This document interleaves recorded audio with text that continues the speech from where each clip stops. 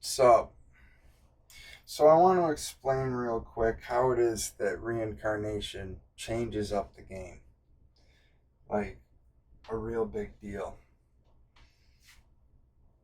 And it can be found throughout tons of religions.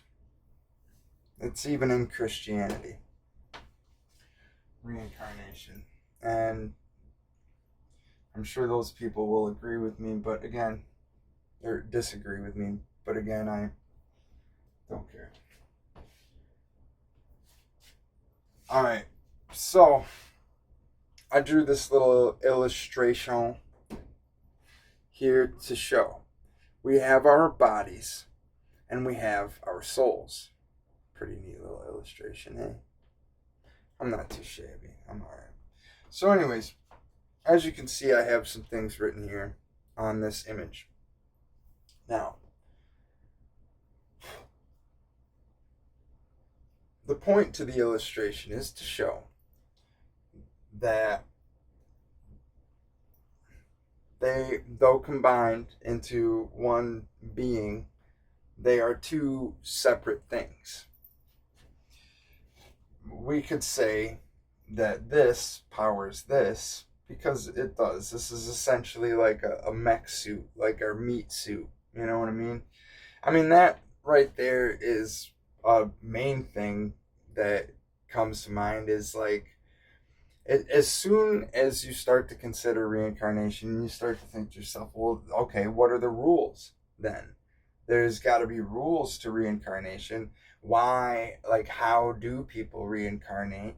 When they do, how long does it take? What dictates how long it takes? What dictates what type of a body or a place they're born into? What sorts of things? Like, is the purpose for the reincarnation? Things like that. You know, all these questions get brought up from knowing that reincarnation exists. See, if we have it as a question, then it's like, you know, oh, that's fun to think about and stuff like that. But say, hypothetically, that all of a sudden science is like, oh, yeah, reincarnation does exist. There is a soul. You do come up, and then, like, eventually you get reassigned a new body. There's like a disassembly, reassembly thing that happens. And science is like, okay, that's like a real thing, and they can, like, you know, just say that that's the case. Because the thing is that if it is the case, truth is a thing that just happens to come about eventually. You know, it can't escape time. Eventually, time burns away all lies, and we come to find out the truth about stuff. So, say it comes to the point where all of a sudden we all realize that that's the case. Just think about the questions that come up from that, that arise from that. How, like I said, how do the rules go? What dictates that? What decides those sorts of things? Also, with reincarnation, I think that it kind of makes it so that there's like we have a skewed perspective of the severity of certain things that we do. You know, how bad is bad and how good is good, sort of thing. You dig? And I think that sometimes we put a little bit too much weight on certain sins, uh, because, especially when it comes to Christianity, because of the permanence of our decisions in the life that we're in. It does a great job for making a person feel remorseful for their actions and stuff like that, but it puts a lot of undue pressure on people to think that this is their only chance that they have at getting it right. Whereas when a person reincarnates, that's a whole different story. You have more than one chance to get it right. And that also adds to the how the rules might work, because since you have chances to get it right, well then there are certain aspects of things certainly that a person would get right and then not have to get right in the next life, and so therefore maybe be born in a certain circumstance that would kind of rough, like smooth out the rough edges on the person to create this perfection. And then that thinking leads us into the why, the functionality, the purpose, the mechanism behind reincarnation and stuff like that. So all of that stuff being said, the list that I've put here is to say that the body and all of these things here are intended to serve the soul and to get the soul to grow and to learn and to understand certain things.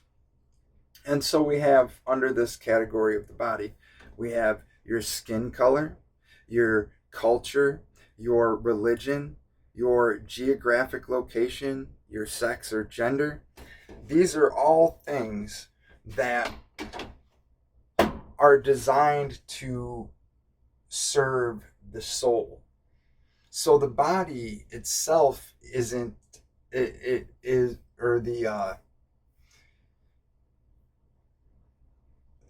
all the body modifications and the things that it is that we do, there's nothing wrong with a bit of self-expression. I'm not saying that there's anything wrong with self-expression, because it's one of the wonders of the world and the cool stuff about getting to live on Earth. But at the same time, like, these things are all intended to be a thing for us to learn from. The skin color of a person affects them based on their geography, their geographical location. So it may have more of an effect or less of an effect based upon where they live. You know what I'm saying? And so on and so forth for all the other things. Religion, you might, based on where you are geographically located, be discriminated against based on your religion. And that would create an adversity that you would then have to, work through, that your mind would have to come to a rational way of dealing with that sort of a thing, right? And so we can see the benefits that would be there from that.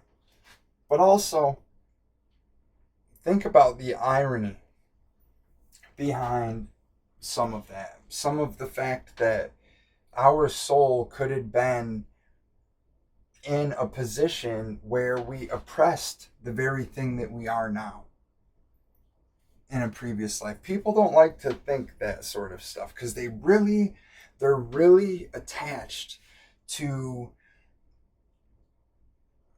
what they got going on with themselves right now, with the whole life sucks right now, I'm so oppressed and all this crap is happening to me because of these people. Well, what if, like, it kind of breaks their brain to think that they might have been that person before. Like,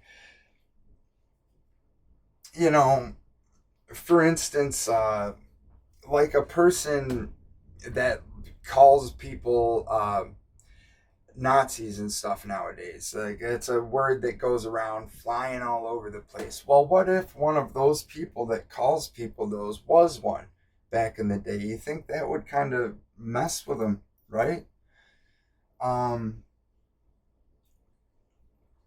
And, so it probably, I'm certainly sure, wouldn't be a benefit for everybody to know what their previous lives were. But you get the point that I'm trying to make, is that's kind of mind shattering to be able to wrap your head around the fact that you may had had something to do with the oppression of someone else at some point, and now you're experiencing it, and so on and so forth. Um, but just the implications that come with reincarnation. That also means that there's some people that are like thousands of years old and stuff like that, with as far as the soul is concerned. Um, and a something that's a little more fun and lighthearted is, sometimes I wonder, like there's sometimes there could be some like really famous people out there that like did something really crazy for history, like say, you know I'm sure the rules make it so some of these people have already, you know um, I don't know if they're still on earth being reborn or not, but people like Sir Isaac Newton or Einstein, like say, what if Einstein was like reborn somewhere on the planet, or he was just like my buddy or something that I grew up with, or something, uh just down the street, or maybe he's like a bag boy at your local grocery store or something. I don't know. You get my drift, though. Those are just fun thoughts that I have sometimes. That maybe some of these people from history are reborn in here now, and I've interacted with them. I don't know. Whatever the case is, that's, I guess, all I gotta say about the thing. Think about it. Leave comments below if you know any of the rules of reincarnation, or if you have any thoughts on, you know, how it works and how it would help people to understand that. You know what I mean? Alright. Well, I'll talk to you later. Peace.